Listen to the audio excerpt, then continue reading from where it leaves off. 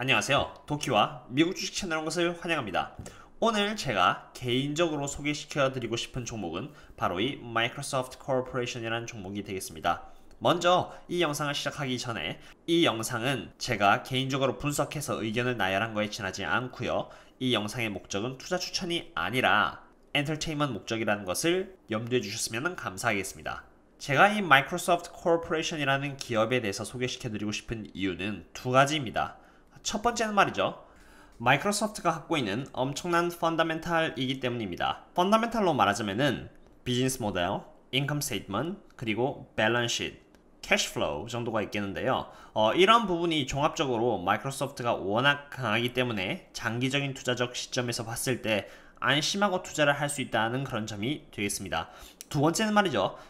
10월 8일 날 마이크로소프트와 게임스탑은 파트너십을 맺게 되는데요. 이로 인해서 마이크로소프트는 자사의 엑스박스를 게임스탑을 통해서 더 적극적으로 홍보할 수 있게 되었고, 또한 CRM이자 ERP로 활용될 수 있는 다이나믹스 365 그리고 마이크로소프트 팀즈라는 플랫폼을 게임스탑의 직원들에게 사용하게 함으로써 자사의 제품을 조금 더 자연스럽게 광고하게 되는 효과까지 얻게 됩니다. 이런 두 가지 이유를 염두에 두고 시작을 해보도록 하겠습니다. 마이크로소프트 코퍼레이션을 보시면 지금 210.58달러에 위치하고 있고요. 1년 동안은 53% 정도 오른 기업입니다.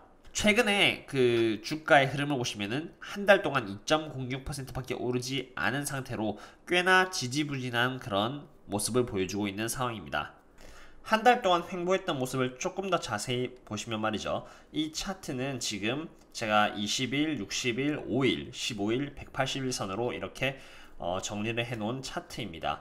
마이크로소프트를 보시면은 이렇게 나스닥이 한번 크게 조정을 받았을 때 같이 이렇게 크게 조정을 한번 받았고요. 그러다가 지금 15일과 20일 선 위에 안착을 하면서 지금 횡보를 하고 있는 그런 모습을 보이고 있습니다. 그리고 어제 기준으로 살짝 이렇게 60일선 위에 안착을 했고요. 이게 만약에 뭐 정치적으로라던가 회사 내부에 뭐 큰 악재만 없다면은 장기적으로 크게 상승을 하면서 올라가지 않을까라고 개인적으로 예측을 해보이고 있습니다. 이렇게 상승을 함에 따라서 당연히 5일, 15일, 20일이라던가 이런 것들이 다 60일선 위에 올라타주면은 장기적으로 갈 수 있는 그런 모멘텀이 생기겠죠. 그렇다면은 마이크로소프트의 테크니컬 애널리시스는 이쯤으로 해두고 마이크로소프트를 소개하는 이유에 대해서 제가 한번 말씀드려 보고자 합니다. 첫 번째는 말이죠. 이 마이크로소프트가 갖고 있는 비즈니스 모델이 되겠습니다.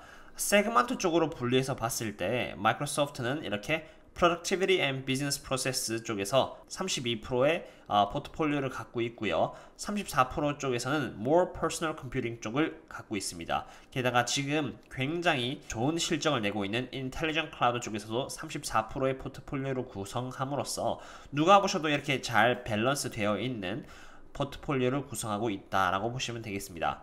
그리고 이번에는 마이크로소프트가 갖고 있는 그 제품에 따라서 구성을 해본 차트인데요. 일단은 서버 프로덕트 쪽에서 약 29%를 차지하고 있고요. 여러분들이 모두 아시는 이 오피스 프로덕트, 워드라던가 엑셀이라던가 이런 걸 뜻하죠. 25%를 차지하고 있습니다. 그리고 윈도우 쪽에서는 15%, 그리고 게이밍 쪽에서는 8%, 링크드인과 아더스를 보시면 17% 정도 차지를 하고 있음으로써 이렇게 골고루 잘 배치되어 있는 그런 비즈니스 포트폴리오를 갖고 있다고 보시면 되겠습니다. 이런 포트폴리오가 뛰어난 활약을 하고 있는지 활약을 하고 있지 않은지는 인컴 스테이트먼트를 통해서 확인을 하실 수 있는데 말이죠. 저와 함께 이렇게 인컴 스테이트먼트를 차근차근 잘 살펴가 보도록 하겠습니다. 먼저 2020년 2분기 기준으로의 레비뉴는 38조를 기록했습니다. 코비드-19이 있었는데도 불구하고 전혀 영향을 받지 않은 그런 모습입니다. 2020년 1분기 때는 35조고요. 2019년 4분기 때는 36조로 매출액의 상승이 매우 견고하다는 점을 알 수 있습니다. 게다가 Cost of the Revenue를 보시면은 굉장히 레비뉴를 만들어내는 데 대한 비용을 잘 유지하고 있다고 보시면 되겠죠.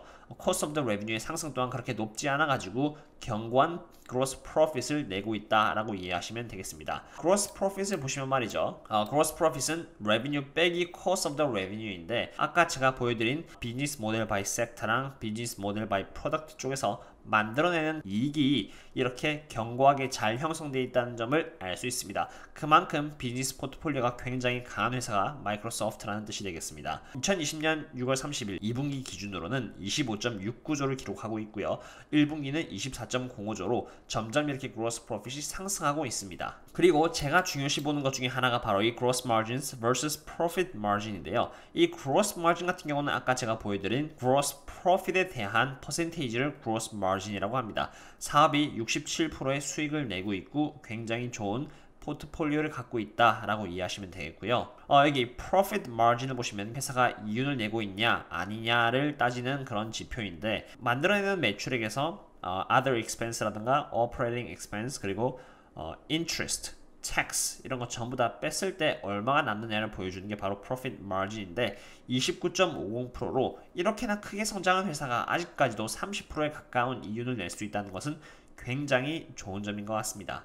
훌륭한 인컴 스테이트먼트 뿐만이 아니라 제가 이 회사를 소개시켜드리는 이유는 굉장한 강한 밸런시트에 있습니다. 여기 보시면 말이죠. 2020년 6월 30일 부분은 이렇게 136.53조로 어마어마한 캐시를 보유를 하고 있는 것을 보실 수 있습니다. 그거에 반해서 이 non-current debt 같은 경우는 67.25조로 장기간에 걸쳐서 은행에 내야 되는 그런 부채를 말하는 것이고요. current debt는 3.75조로 짧은 기간, 즉 12개월 이내에 은행에다 갚아야 되는 돈을 말합니다. tax liability는 이제 정부에 내야 되는 돈이고요. payable은 12.53조로 거래처에게 납부해야 되는 돈을 뜻합니다. 12개월 내입니다. 그리고 deferred revenue는 제가 여러 번 말씀드렸지만 부채로 생각하실 필요가 없는 부분입니다. 자동차로 말할 것 같으면은 처음에 계약을 할 때 계약금을 먼저 내시고 나머지 금액 같은 경우는 자동차를 실제로 수령해 갈 때 회사에게 납부를 하는데 회사 입장에서는 아직 수령받지 않은 돈을 먼저 deferred revenue로 넣어 놓다가 고객이 자동차를 맨 마지막에 수령해 나가면은 그 돈을 받게 될 때 deferred revenue가 사라지는 그런 형식입니다. 그러므로 이 deferred revenue는 아직 회사가 돈을 받지 않았다는 뜻이고요. 돈을 받게 되면 사라지므로 liability로 생각하실 필요가 없는 것이죠. 그래서 갖고 있는 캐시가 136조인데 non-current debt와 current debt를 합쳐도 70조밖에 안 됩니다. 그러니까 그것을 충당한다고 해도 현금이 남아 도는 것이죠. 이렇게 캐시가 갖고 있는 non-current debt와 current debt를 합쳤을 때보다 더 많았을 때 저는 훌륭한 밸런스시트라고 평가를 하고 있습니다. 그리고 여기 non-current debt가 67조라 적혀 있는데 말이죠. 이 테이블을 보시면 제가 이 SEC 공시 홈페이지에 가가지고 찾아낸 non-current debt 현황입니다. 여기 보시면 그 67조를 몇 년도에 얼마를 갚아야 되는지에 대한 예산이 다 나와 있습니다. 2021년에 3.7조를 갚아야 된다 돼 있고요. 2022년에 7.9조, 그리고 2023년에 2.7조, 2024년에 5.2조, 2025년에 2.2조, 그리고 thereafter 해가지고 몇 년 동안 이렇게 정해져 있는지는 모르겠지만 2025년 이후까지는 45조를 갚게 되어 있습니다. 그러므로 2022년에서 3년까지만 봐도 마이크로소프트 입장에서는 이러한 부채를 갚고도 충분히 여유가 있다는 것을 보여줍니다.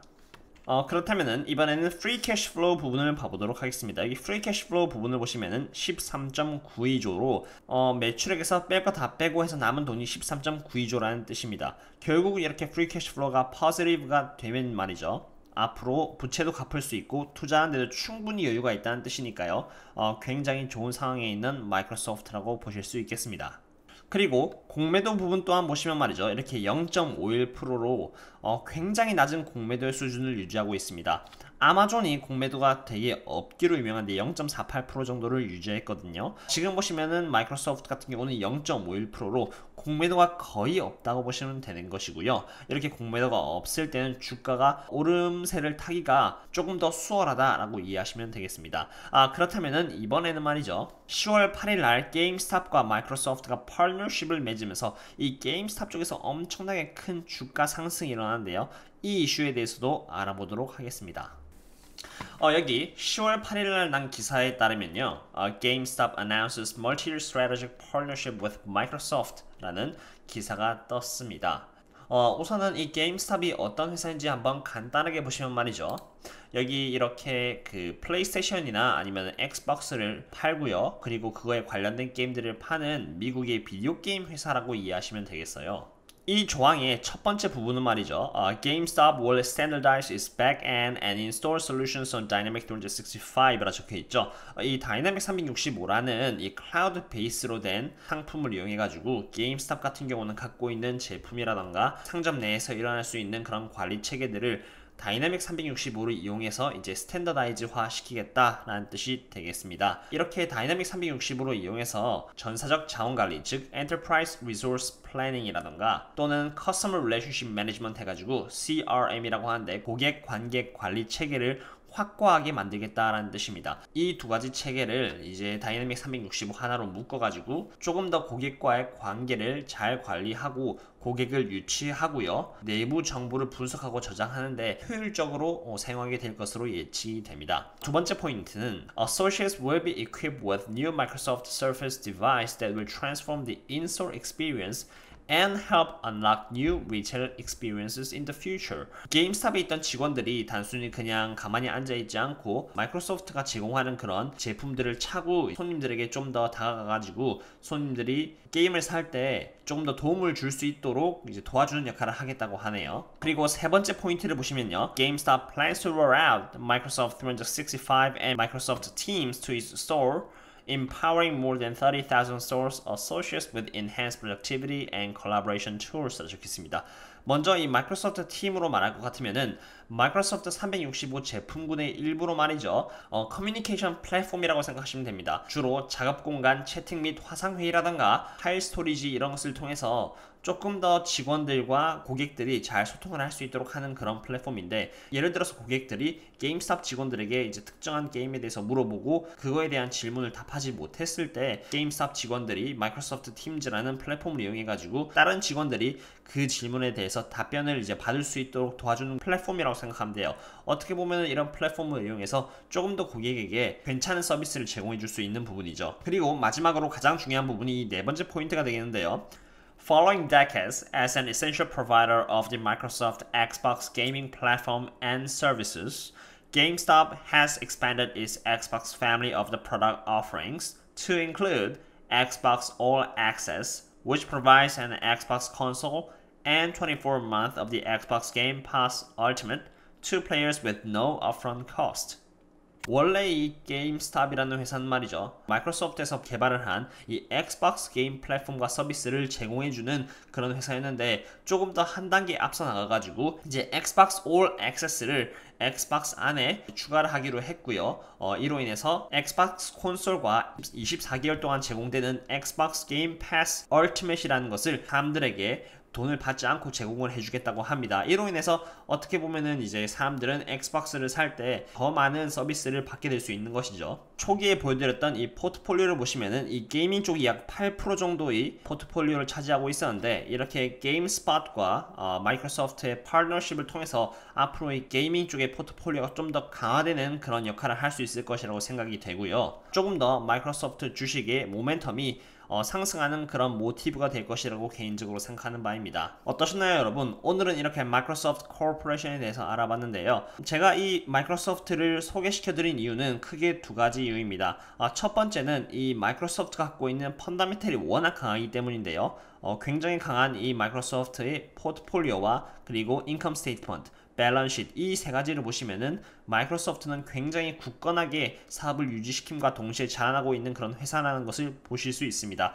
마이크로소프트가 밀고 있는 이 애저라는 클라우드 또한 지금 시장에서 18%의 마켓 셰어를 차지할 정도로 꾸준히 올라가고 있는 상태고요. 두 번째 이유는 게임스탑과 마이크로소프트가 파트너십을 체결하면서 조금 더 게임 쪽의 포트폴리오를 강화하려고 하는 듯 합니다. 이론에서 나중에 미래에 엑스박스 쪽을 통해서 얻을 수 있는 수익은 좀 더 클 것이라고 생각이 되고요. 또 한 번 더 주가가 상승할 수 있는 원동력이 되지 않을까 하는 이유에서 이 마이크로소프트 회사를 소개시켜드리게 되었습니다. 오늘의 마이크로소프트 영상은 여기까지 하겠고요. 혹시 이 영상이 도움이 되셨다면 구독과 좋아요 부탁드리고 또 다음에 찾아뵙도록 하겠습니다. 그러면 또 만나겠습니다. See you later.